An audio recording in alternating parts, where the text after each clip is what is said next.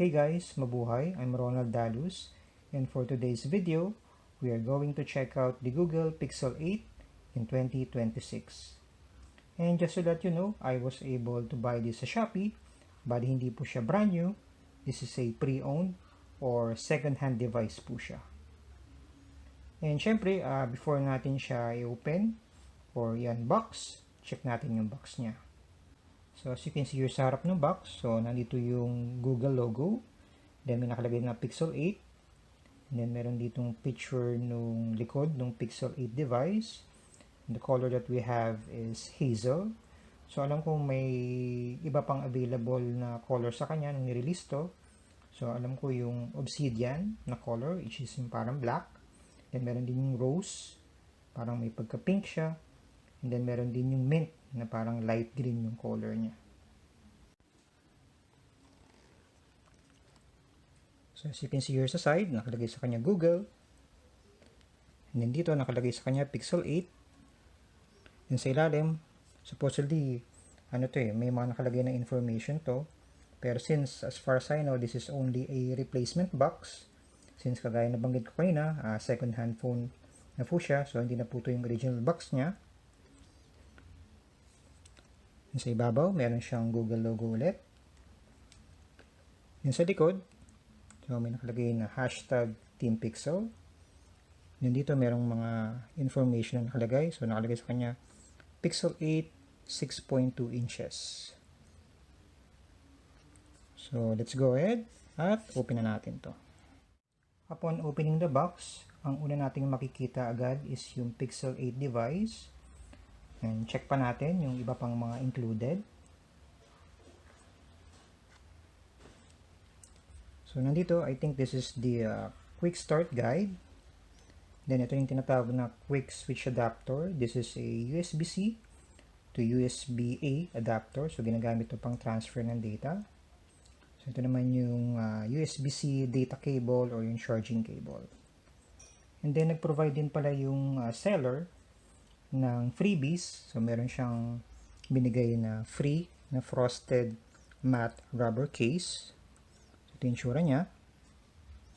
Then meron din siyang binigay na free na screen protector.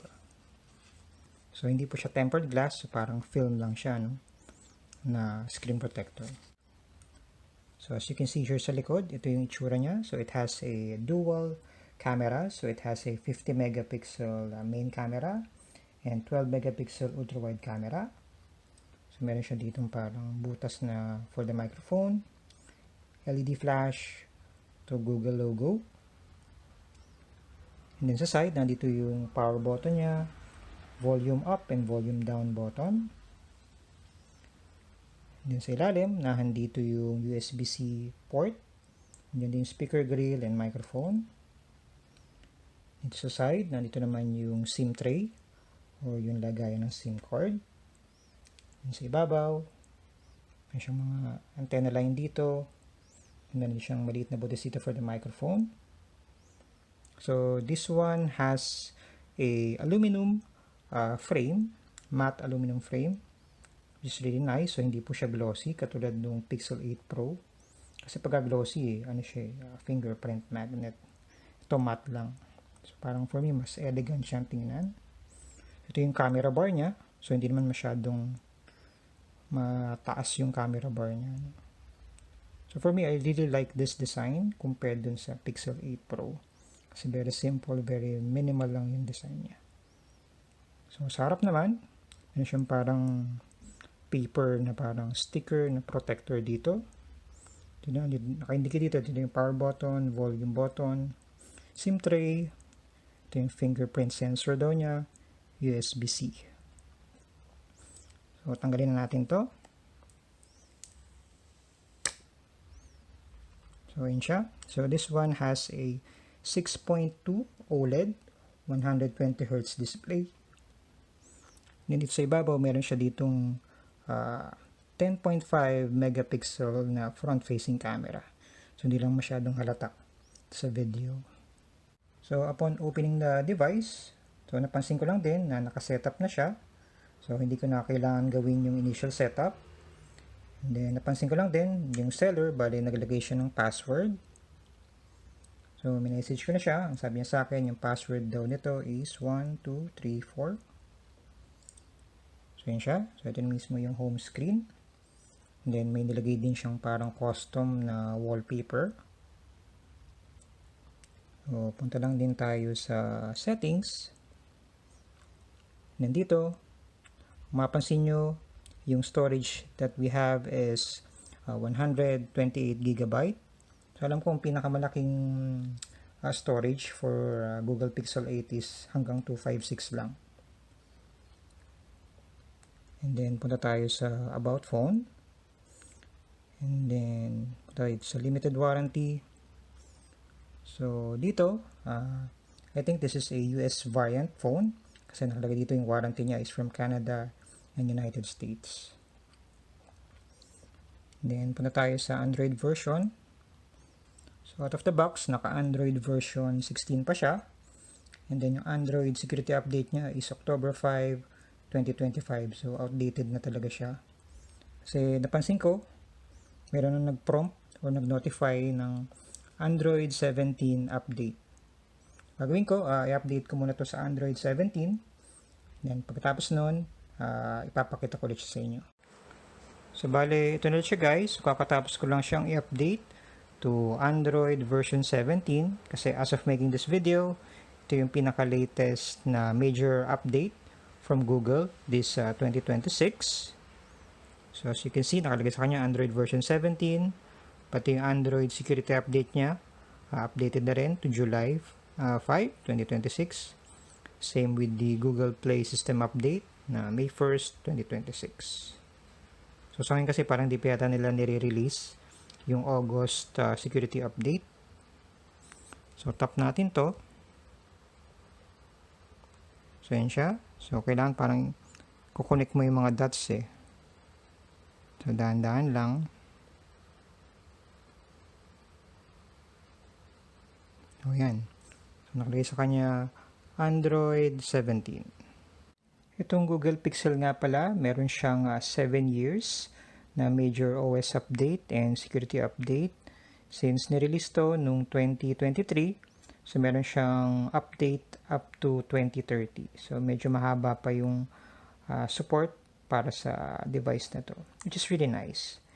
And then, isa pa sa mga nagustuhan ko sa kanya is yung size niya. Maliit lang siya. It's very handy. It's compact compared sa mga lumalabas na phone ngayon na medyo malaki na talaga, yung mga 6.7 inch ng mga phone.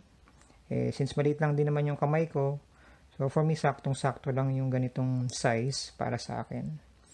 And then, nagustuhan ko rin sa kanya is yung color niya. Itong color na hazel, na parang may pagka-gray, na pagka-green yung color niya. I really like it kasi kakaiba siya. Kasi ako kasi usually I go for color black and color white para medyo neutral or madaling bagayan. So, bali ngayon, inoobserbahan ko pa itong Pixel 8 since this is a second-hand or pre-owned na phone. So, ang binabantayan ko talaga is either yung battery and then yung display. Since kakatapos ko nga lang siyang i-update, dalas kasi pag nag-update ka, dun lumalabas yung mga issues. It's either sa battery or sa display. Pero sa ngayon, wala pa naman akong na-encounter na any issues. And isa pa sa mga reason kaya binili ko itong Pixel 8 is because of its price, kasi I was able to buy this below 20,000 pesos. Siyempre, sa panahon ngayon, gusto ko rin makatipid, lalo na tumataas yung mga prices ng mga cellphone, tsaka mga gadgets. So, hopefully, worth it naman yung pagbili ko dito, even though second-hand phone lang siya. So, ayun lang. So, after this, I'll be taking some sample photos or sample pictures using the camera of this Google Pixel 8.